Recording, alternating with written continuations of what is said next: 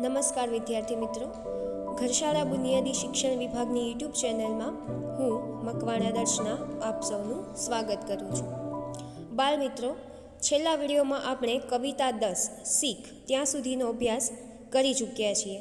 હવે ત્યાંથી આગળ જે આપણો 11મો પાઠ છે સચ્ચા બાલક, એના વિશે આપણે ભણવાનું છે. તો સૌથી પહેલાં તો આ પાઠમાં શેના વિશે કહેવામાં આવ્યું છે અથવા તો શું વાત છે એના વિશે હું તમને કહું તો કે આ પાઠમાં આપણને સત્યનું મહત્ત્વ સમજાવ્યું છે કે આપણા જીવનમાં ગમે એટલી મુશ્કેલીઓ આવે કે માણસ કોઈ પણ પરિસ્થિતિમાં હોય પણ તેણે હંમેશા સત્ય જ બોલવું જોઈએ, અને જે માણસ સત્ય બોલે છે એ જ હંમેશા આગળ આવે છે. તો એવી જ એક વાત એક નાના બાળકના માધ્યમથી આપણને અહીંયા સમજાવવામાં આવી છે કે એક બાળક કેવું હોય છે. તો કે બાળક હોય ને એ ક્યારેય જૂઠું ના બોલે. એને તમે એકવાર કહો કે આપણે ક્યારેય ખોટું ન બોલવું જોઈએ, પછી એ બાળક ખોટું ના બોલે, બરાબર છે. તો એવી જ વાત એક બાળકને એની મા શીખવાડે છે કે તારે ક્યારેય ખોટું નહીં બોલવાનું, એટલે બાળક કોઈ પણ મુશ્કેલી આવે પણ ક્યારેય એ ખોટું બોલતો નથી. તો એની વાત આ પાઠમાં કરી છે.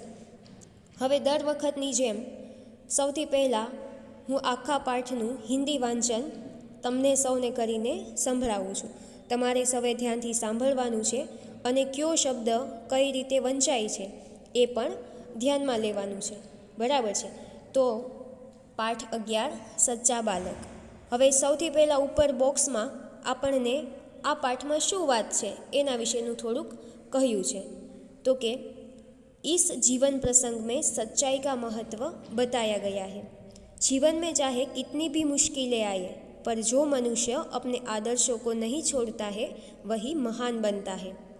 હવે આ પાઠ છે એ એક જીવન પ્રસંગ છે, એટલે કે કોઈ વ્યક્તિ છે એનો એક આખો પ્રસંગ છે, અને આ પ્રસંગ છે એ સત્ય ઘટના છે, બરાબર છે. આગળ આવશે કે આ જે સચ્ચા બાલક છે એનું નામ શું છે, તો કે એનું નામ અબ્દુલ કાદિર છે. તમને પરીક્ષામાં પૂછાઈ શકે કે સચ્ચા બાલક इकाई में जो बच्चा है उसका नाम क्या था, તો જવાબમાં આપણે લખવું પડે કે અબ્દુલ કાદિર. એ તમારે સૌએ યાદ રાખી લેવાનું છે. હવે આપણે પાઠનું વાંચન કરીએ. एक समय की बात है, एक लंबा काफिला बगदाद की ओर जा रहा था. रास्ते में उस पर डाकू टूट पड़े और लूटमार करने लगे. उस काफिले में एक 9 वर्ष का बालक था. वह एक और चुपचाप खड़ा रहकर इस लूटमार को देख रहा था. બાળ મિત્રો, અહીંયા ઘણા એવા શબ્દ આવશે કે જેનો ગુજરાતી અર્થ શું થાય એ તમને કદાચ ન પણ ખબર હોય, પણ જ્યારે આપણે આ પાઠનું અનુવાદ કરીએ ને ત્યારે હું તમને એ બધા શબ્દ કહેતી જઈશ અને સાથે સાથે આપણે પાઠનું અનુવાદ પણ કરતા જઈશું, બરાબર છે. હવે આગળ જોઈએ તો એક डाकू की नज़र उस लड़के पर पड़ी. लड़के के पास आकर वह डाकू कड़क कर बोला, तेरे पास भी कुछ है? लड़का, मेरे पास 40 अशरफिया है. डाकू चकित होकर, क्या कहा? तेरे पास 40 अशरफिया है? तो लड़के ने कहा, जी हाँ. डाकू लड़के का हाथ पकड़कर सरदार के पास ले गया. उसने अपने सरदार से कहा, यह लड़का अपने पास 40 अशरफिया बताता है. सरदार लड़के से, तेरी अशरफिया कहाँ है? लड़के ने अपनी सदरी को फाड़कर उसमें छुपी अशरफिया निकाली. उन्हें सरदार के सामने रखते हुए कहा, यह देखो. બાળ મિત્રો, અહીંયા અશરફિયા એટલે સોના મહોર, બરાબર છે. ત્યાર પછી હવે આગળ પાઠનું વાંચન કરીએ આપણે તો सरदार आश्चर्य से लड़के से कहता है, लड़के, अशरफियों को इस प्रकार से रखने का उपाय तुम्हें किसने बताया? लड़का कहता है, मेरी माँ ने इनको सदरी के अस्तर में सी दिया था जिससे किसी को पता न चले. तो सरदार कहता है, तो तूने अशरफियों का पता हमें क्यों बता दिया? लड़का क्या कहता है, मैं झूठ कैसे बोलता? मेरी माँ ने कहा था, बेटा सदैव सच बोलना, झूठ बोलना पाप है. सरदार डाकुओं से कहता है, यह छोटा बच्चा अपनी माँ का इतना कहना मानता है कि इसे संकट में भी झूठ नहीं बोला. हम लोग बड़े होकर भी ईश्वर के बताए नेक रास्ते पर नहीं चलते और लूटमार करते रहते हैं। सब डाकू ने कहा, सरदार बात तो ठीक है। सरदार डाकू उसे कहता है, इनका लूटा हुआ सामान इन्हें वापस कर दो। डाकुओं ने सब सामान वापस कर दिया और आगे कभी लूटमार न करने की प्रतिज्ञा की। सच बोलने वाले इस बालक का नाम अब्दुल कादिर था। बड़ा होकर यह बालक महान संत हुआ। उनकी समाधि बगदाद में है। वहाँ प्रत्येक वर्ष बड़ी संख्या में लोग दर्शन के लिए जाते हैं। ત્યાર પછી આપણને કેટલાક શબ્દાર્થ અને બે મુહાવરા આપેલા છે, એના અર્થ વિશે આપણે જાણી લઈએ કે જેના કારણે જ્યારે પાઠનું અનુવાદ હું તમને કરીને સંભળાવું તો તમને સમજવામાં વધારે અનુકૂળતા રહે, બરાબર છે। તો શબ્દાર્થમાં જોઈએ, કાફિલા એટલે કે યાત્રીઓ કા સમૂહ, યાત્રીઓ એટલે કે મુસાફરો, કાફિલા એટલે મુસાફરોનો સમૂહ। અશરફિયા મેં તમને પહેલાં કીધું એમ કે સોના મોહર એટલે કે સોનાના સિક્કાઓ। વાપસ કરતા એટલે કે લોટાના કે પાછું આપી દેવું। સદરી એટલે જાકીટ, જેને આપણે સ્વેટર કહીએ છીએ અત્યારે। સરદાર એટલે નેતા, જે આખા સમૂહનું સંચાલન કરતા હોય। આપણે કેમ ક્લાસમાં મોનિટર હોય તો એવી રીતે સરદાર કે જેની દેખરેખ નીચે બધા કામ કરતા હોય। अस्तर એટલે સિલે કપડે કે ભીતર કી તહ, એટલે કે આપણે જે કપડું પહેરીએ એની નીચે ખબર છે અસ્તર હોય, કપડું આછું હોય તો એના નીચે અસ્તર મૂકવામાં આવે, તો એ અસ્તરની અહીંયા વાત છે। સમાધિ એટલે મકબરા અથવા તો મજાર। માં જનની અથવા તો માતા। ત્યાર પછીનો શબ્દ છે સદૈવ, તો હંમેશા, સર્વદા। નેક ઈમાનદાર એટલે કે પ્રામાણિક। ઈશ્વર એટલે ભગવાન, પ્રભુ। હવે બાળ મિત્રો અહીંયા તમે જુઓ તો સદરી, સરદાર, સમાધિ, માં, સદૈવ, નેક અને ઈશ્વર, આટલા શબ્દો છે એ તમને એક્ઝામમાં સમાનાર્થી સ્વરૂપે પૂછાઈ શકે, તો તમારે એ શબ્દાર્થ છે એ યાદ રાખી લેવાના છે। હવે નીચે આપણને બે મુહાવરા આપેલા છે, એટલે કે રૂઢિપ્રયોગો, બરાબર છે। પહેલો છે નેક રાસ્તે પર ચલના, તો એનો અર્થ એવો થાય સહી રાસ્તે પર ચલના, એટલે કે સાચા રસ્તે ચાલવું। બીજું છે કડક કર બોલના, તો એનો અર્થ એવો થાય કે કઠોરતા સે બોલના, એટલે કે જોરથી બોલવું, બરાબર છે। તો હવે આપણે આ પાઠનું ગુજરાતી અનુવાદ કરીએ। તમારે સૌએ ધ્યાનથી સાંભળવાનું છે અને પાઠને સમજવાનો પ્રયત્ન કરવાનો છે। એક સમય કી બાત હૈ એટલે કે એક સમયની વાત છે। એક લંબા કાફિલા બગદાદ કી ઓર જા રહા થા।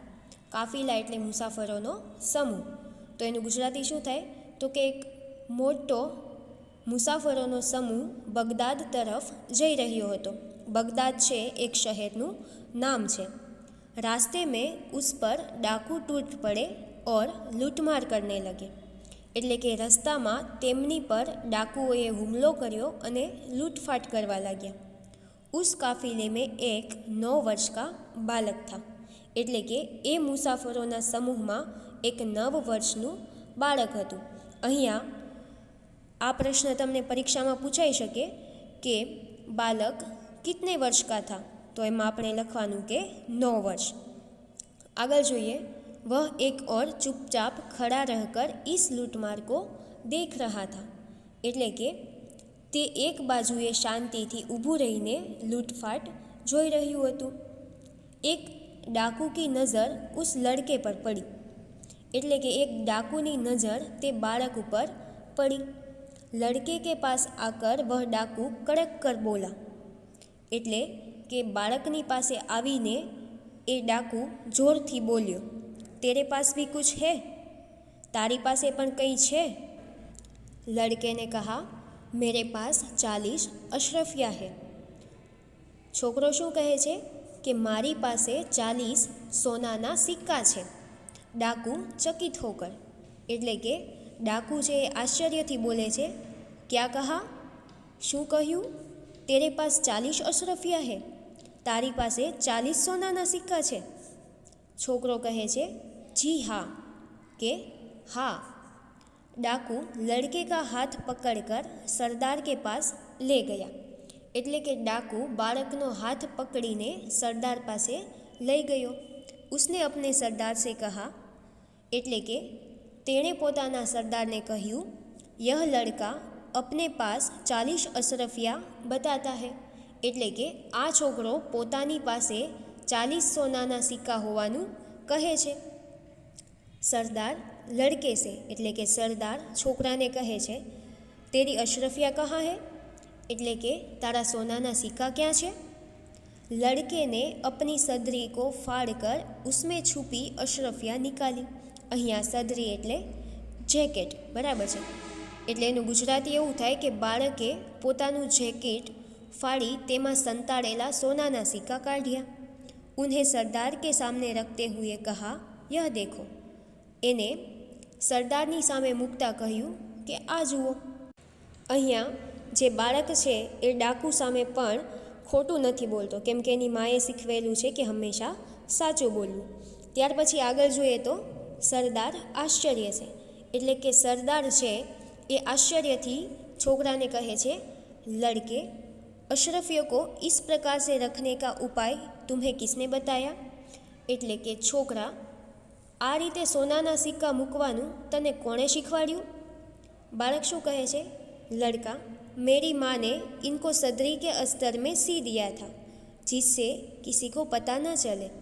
એટલે કે મારી માતાએ આને જેકેટના અસ્તરમાં સીવી દીધા હતા જેથી કોઈને ખબર ન પડે। सरदार कहता है, तो तूने अशरफियों का पता हमें क्यों बता दिया। सरदार शू कहे छे, तो ते अमने केम जाण करी दीधी के तारी अशरफियों एटले के तारी सोनाना सिक्काओ अहींया छे। लड़का कहता है, मैं झूठ कैसे बोलता। शू कहे छे, तो कि हूँ खोटू केम बोलूँ। मेरी माँ ने कहा था, एटले के मारी माए मने कह्युं हतुं, बेटा सदैव सच बोलना, एटले के हमेशा साचुं ज बोलजे, झूठ बोलना पाप है, एटले के खोटू बोलવું पाप छे। सरदार डाकुओं से कहता है, एटले के सरदार आ सांभळीने तेना डाकुओने कहे छे, यह छोटा बच्चा अपनी माँ का इतना कहना मानता है कि ऐसे संकट में भी झूठ नहीं बोलता। एटले के आ नानो बाळक पोतानी मानी एटली वात माने छे कि मुसीबतमां पण खोटू नहीं बोलतो। हम लोग बड़े होकर भी ईश्वर के बताए नेक रास्ते पर नहीं चलते और लूटमार करते रहते हैं। એટલે કે ડાકુ શું કહે છે કે આપણે બધા આટલા મોટા થઈને પણ ઈશ્વરના બતાવેલા સાચા રસ્તા ઉપર નથી ચાલતા અને લૂંટફાટ કરીએ છીએ।